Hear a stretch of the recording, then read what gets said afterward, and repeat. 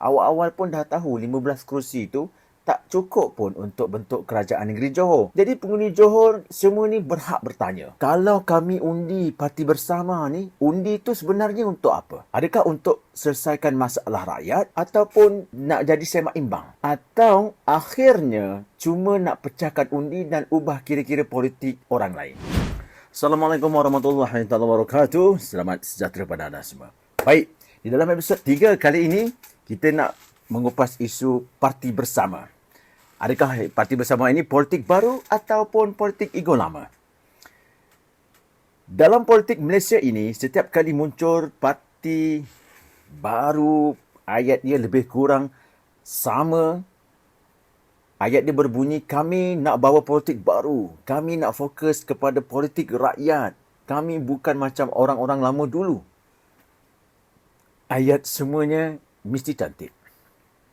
Kalau letak muzik piano tu, sikit, letak muzik piano sikit, slow motion video dia, calon tu turun tangga, salam makcik-makcik dekat pasar. Terus rasa macam, wow, manifesto Nobel Peace Prize. Tapi soalannya mudah. Cukup ke tukar nama parti, tukar logo, tukar track kempen, kalau cara politik itu masih sama? Sebab bila bersama ini masuk PRN Johor, dia bukan sekadar cerita pasal baru nak cuba nasib tau. Dia bawa satu persoalan yang besar. Ini betul-betul politik penyelesaian atau cuma politik nak uji pengaruh dia sendiri? Sebab Parti Bersama ni kata nak bawa politik baru. Tapi bila masuk 15 kerusi bertanding, awal-awal pun dah tahu 15 kerusi tu tak cukup pun untuk bentuk kerajaan negeri Johor. Jadi penghuni Johor semua ni berhak bertanya. Kalau kami undi Parti Bersama ni, undi tu sebenarnya untuk apa? Adakah untuk selesaikan masalah rakyat ataupun nak jadi semak imbang? Atau akhirnya cuma nak pecahkan undi dan ubah kira-kira politik orang lain? Contoh macam dalam group assignment zaman kita belajar dululah. Ya, semua orang buat kerja, setiap kumpulan tu ada seorang ni dia cari data. Ada yang seorang ni dia buat slide. Ada yang seorang lagi dia pergi print kertas-kertas assignment. Dan ada seorang ni dia mesti present. Tapi masa lecturer tanya, tiba-tiba ada seorang ni cakap, Prof, actually idea ni saya yang mula dulu. Ini masalahnya. Padahal dia datang meeting berlambat, tapi dia claim benda tu. Jadi hari ini kita nak sembang santai, kita tak nak menekan-nekan, kita nak relax-relax. Nak tanya, Parti Bersama ni betul-betul politik baru ataupun packaging yang baru untuk ego politik dia yang lama? Jadi untuk segmen 1 ini, kita nak cerita tentang solusi ataupun test market Parti Bersama ni. Yang 15 kursi dia masuk ni. Kita mula dengan benda asas dulu. Bersama masuk 15 kursi dalam PRN Johor. Mereka kata mereka nak bawa budaya politik baru. Nak fokus kepada penyelesaian masalah-masalah rakyat. Nak jadi suara rakyat. Nak jadi isu juara rakyat. Nak jadi parti yang lebih bersih. Lebih berani. Okey. Bunyi dia dah agak bagus. Siapa yang tak nak politik yang fokus pada rakyat ni? Cuma masalah rakyat pun memang banyak sekarang ni. Ya, jalan-jalan rosak, kos sara hidup, ada yang bekerja, ada yang tidak bekerja sepenuh masa, pembayaan rumah, pembelian rumah, parking, longkang pecah, longkang tersumbat, traffic jam dan sebagainya. Kadang-kadang traffic jam ni pun boleh buat orang berubah-ubah ideologi tau. Pagi pergi kerja, sokong reformasi. Balik kerja, petang sangkut jam 2-3 jam, terus rasa nak tubuhkan parti sendiri. Jadi inilah masalahnya. Bila kita tengok secara praktikal, 15 kursi yang Parti Bersama masuk ni, bukan kawasan-kawasan yang kosong. Ini bukan macam main futsal tau. Ya? Nampak kot kosong, kita terus masuk. Ada kawasan ni, penyandang parti kerajaan tau yang nak bertanding ni. Di kawasan-kawasan yang bertanding ni ada parti lawan, ada UMNO dalam tu yang melibatkan DAP, MUDA, PKR dan macam-macam kira politik yang ada. Soalannya bukan sama ada parti bersama ini berhak bertanding ataupun tidak. Bukan soal itu. Sudah pasti parti bersama ini berhak untuk bertanding. Di dalam negara demokrasi memang begitu. Siapa yang cukup syarat boleh bertanding. Tapi pengundi nak bertanya juga, apakah kesan undi itu? Sebab dalam sistem pilihan raya kita, first past the post. Parti kecil tak semestinya perlu menang banyak untuk kursi-kursi yang mereka bertanding tu. Ya. Untuk beri kesan yang besar, kadang-kadang dia perlukan 5 ke 7% untuk ubah keputusan. Dia mungkin boleh jadi kalah orang sebelah tu. Sudah pasti dia mungkin tak boleh tubuh kerajaan. Tapi dia boleh tentukan siapakah yang kalah dengan undi-undi yang dia dapat itu. Ini orang panggil spoiler. Kalau bahasa pasarnya, kau buat spoil lah, Mat. Lebih kurang macam tu lah. Jadi, macam masuk pertandingan bola sepak lah. Dia bukan nak skor sangat pun. Tapi cukup sekadar dia tackle striker sendiri sampai pihak lawan dapat bola dan pihak lawan menang. Lepas tu dia kata, saya cuma nak beri pilihan kepada rakyat. Pilihan memang pilihan. Tapi kalau akhirnya undi pecah dan pihak lain yang dapat untung, rakyat kena tanya juga. Adakah ini strategi nak bina sesuatu atau strategi nak kacau kira-kira congak-congak parti politik lain? Sebab pilihan raya negeri Johor bukan tempat test market. Bukan tempat jual macam air viral nak test market ni. Ya? Hari ni letak perisa baru, esok tengok sambutan. Kalau tak laku, kita tukar packaging. Bukan. Bukan itu caranya untuk test market. Pilihan raya ini adalah serius. Orang yang datang keluar mengundi ni bukan nak buat eksperimen. Ya? Rakyat Johor sedang memilih wakil rakyat. Jadi mereka tak nak undi mereka dieksperimenkan. Dan ini bukan adalah nak memilih seorang podcaster. Ya, jadi kalau bersama nak masuk 15 kursi, soalan yang paling asas ialah kalau menang, boleh buat apa kalian? Kalau kalian kalah, undi rakyat tadi pergi ke mana? Dan kalau undi itu akhirnya membantu pihak lain yang menang, adakah itu penyelesaian untuk rakyat? Atau sekadar protes yang mahal harganya perlu dibayar? Itu yang kita nak tanya. Jadi dalam segmen 1 itu tadi, itu mengenaan parti bersama ini nak pergi mana. Dan dah tahu tak cukup untuk bentuk kerajaan. Buat apa masuk bertanding?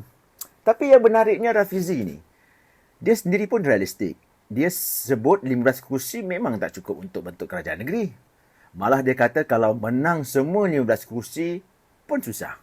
Sebab parti ni masih baru. Itu kata Rafizi. Okey, kita hormat. At least dia jujur. Tapi dalam sudut pengundi ini, soalan dia jadi lain. Kalau dari awal dah tahu tak cukup untuk bentuk kerajaan, rakyat undi bersama untuk apa? Faham tak? Jadi untuk dapat wakil rakyat, dapat wakil yang boleh laksana dasar ni, macam mana ni? Okey? Atau untuk dapat wakil yang boleh komen dari tepi padang. Komen suka-suka hati. Semak dan imbang itu memang penting dalam setiap perjalanan politik.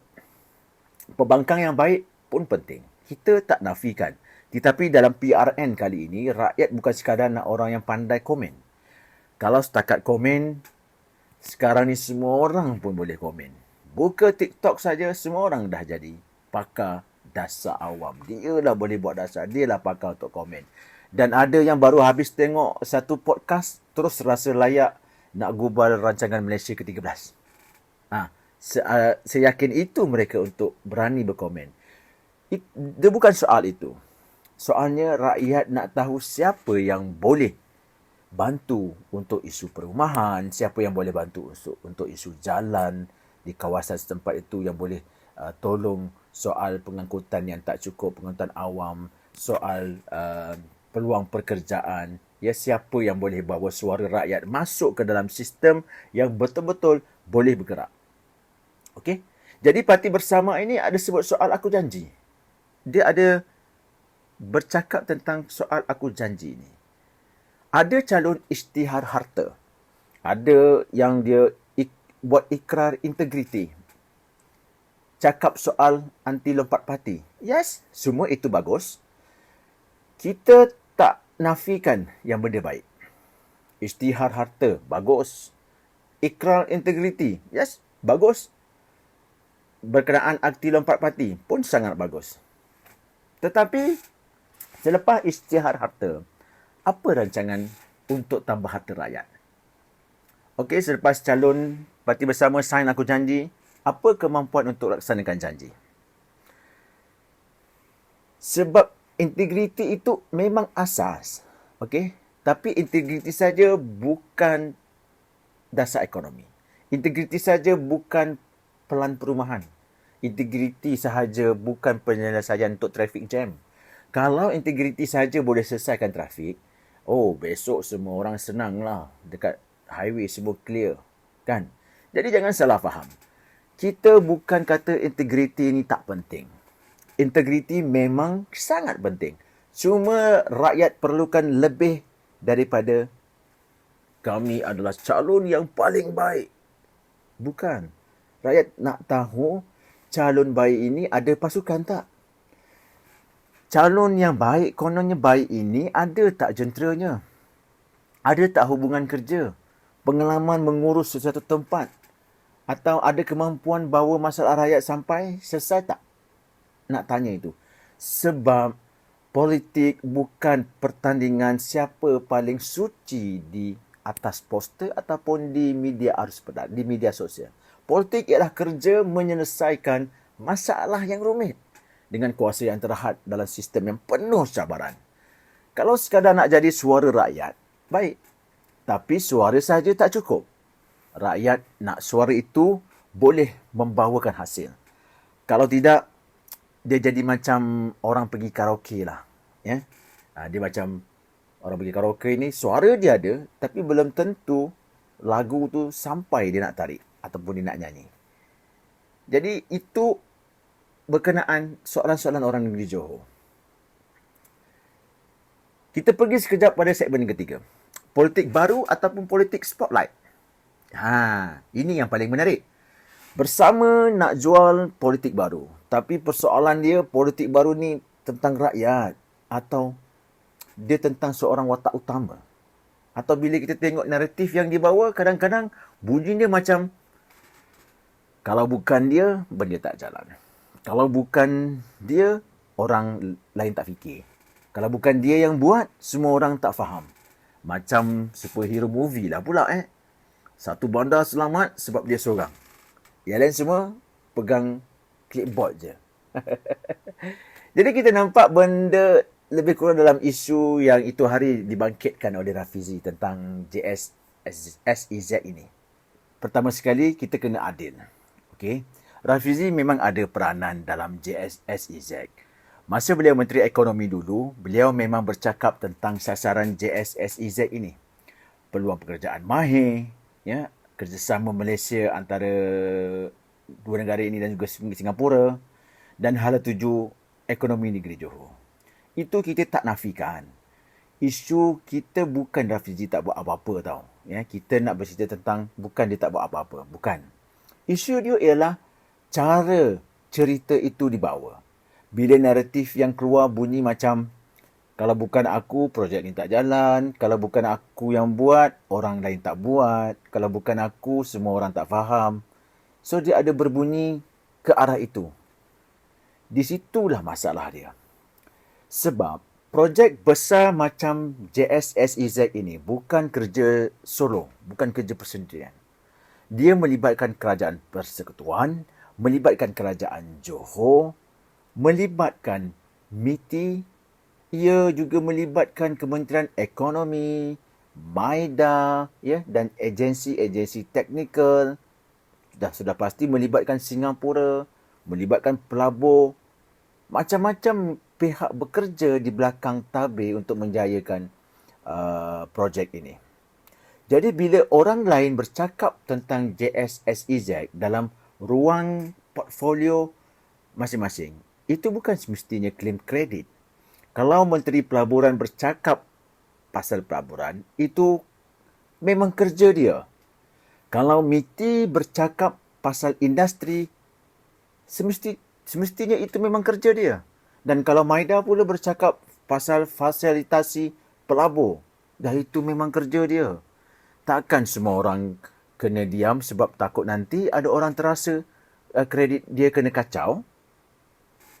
Oh, kalau macam tu nak mesyuarat pun nanti susah tu. Ya? Boleh saya bentang tak? Oh, tak boleh, tak boleh, tak boleh. Nanti nampak macam claim kredit. Kan ia susah.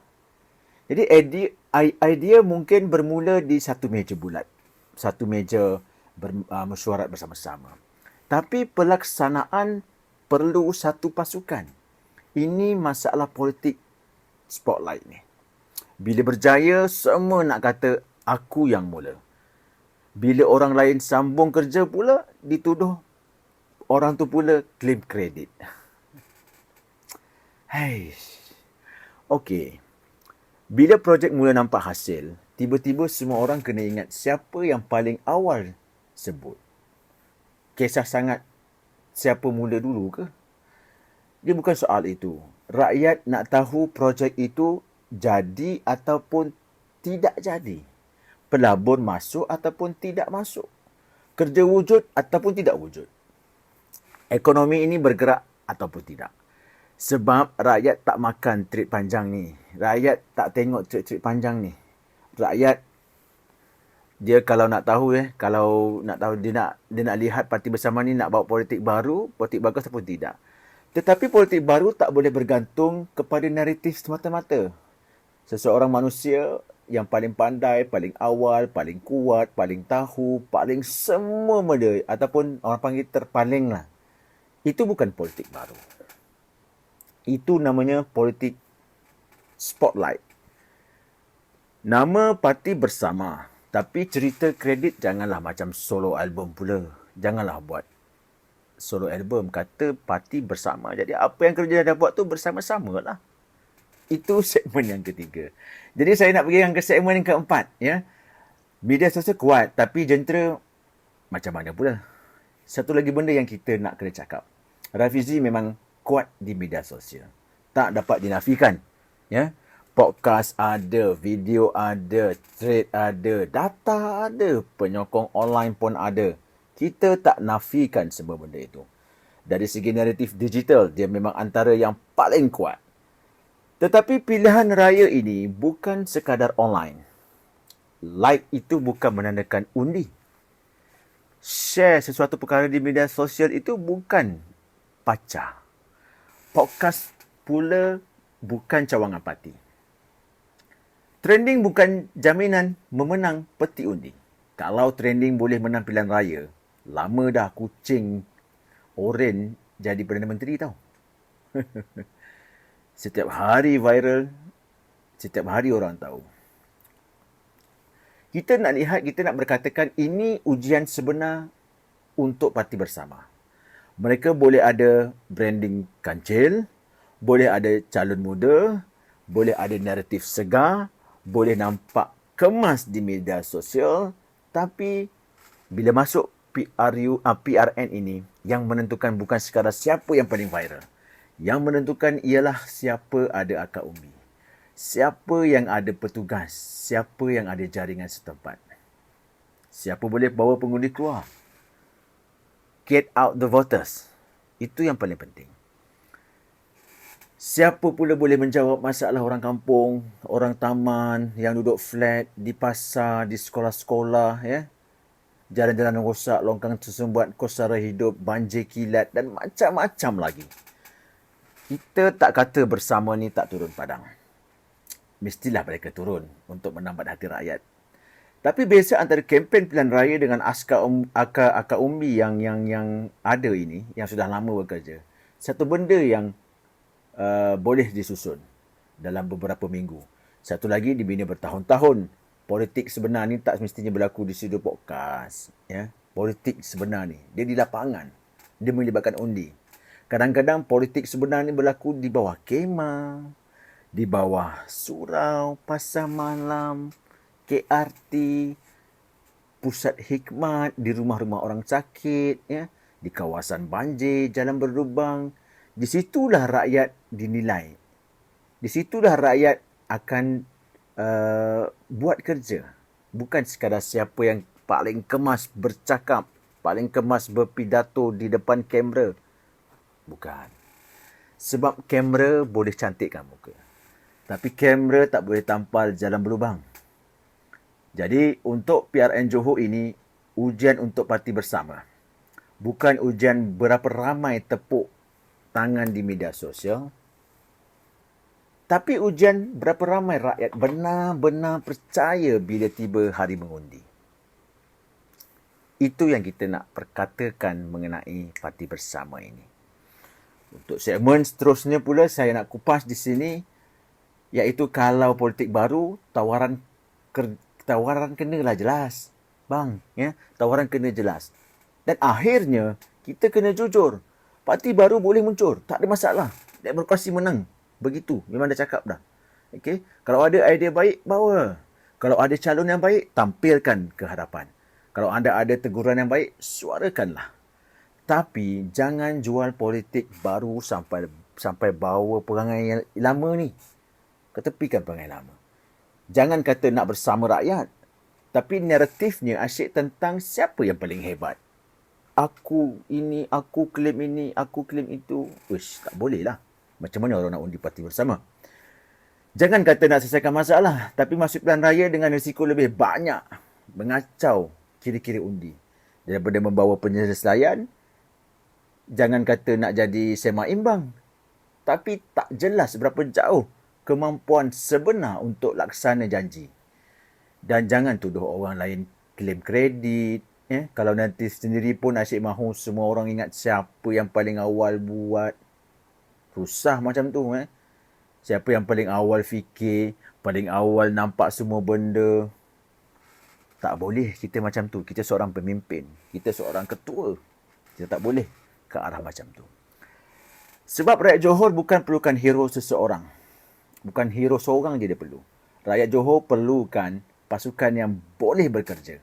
Politik baru, bukan sekadar logo baru, bukan sekadar nama baru, bukan sekadar track kempen yang baru. Bukan sekadar ayat cantik depan kamera.